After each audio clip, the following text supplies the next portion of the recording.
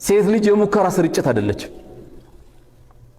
ማንም ሰው ደግሞ በጣም የሚያጅበኝ ልንገራችሁ፣ መጥፎ ጓደኞች የተለያዩ የቤት ልጆችን ካበላሹ በኋላ ስንት አበላሻችሁ ብትላቸው 6 ሴት አበላሻለሁ 7 ይላል 9 ይላል። የሆነ ጊዜ ተውበት አድርጎ ሲመለስ በቃ አሁን ወደ ኒካና ተውበት አድርግ ስትለው ምን ይላል መሰለ እና ያቺ የሆነ ሴት ጋር አይቻለሁ እሷን አግባ ስትለው አውዙ ቢላህ እንዴት እሷን አገባለሁ ተዳራር ለኔ ይላል። አዮ አይፈልጋቸውም እነዚህ ያበላሻቸውን ሴቶች። ይሄን በደንብ ንገሯቸው እህቶቻችሁ። አይፈልጋትም።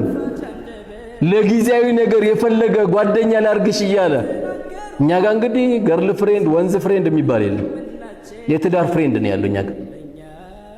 ለምን መንገድ ላይ ስትሄድ አትሸማቀቅም። ራሃ ሆነ ከሷ ጋር ታወራለህ፣ ራሃ ሆነ ትነካለህ፣ ራሃ ሆነ ትቀራረባለህ፣ ራሃ ሆነ ሐሳብ ትለዋወጣለህ። የዛሬ 7 ዓመት ሊያገባት ጓደኛ አድርጎ ሰጥቷል፣ ይይዛታል። 7 ዓመት በቴሌፎን ሊያወሩ 7 ዓመት ከሷ ጋር ስታወራ እንኳን 7 ዓመት 7 ወር ስታወራ ፍቅሩ ራሱ ይጠፋባል፣ ያልቅብሃል።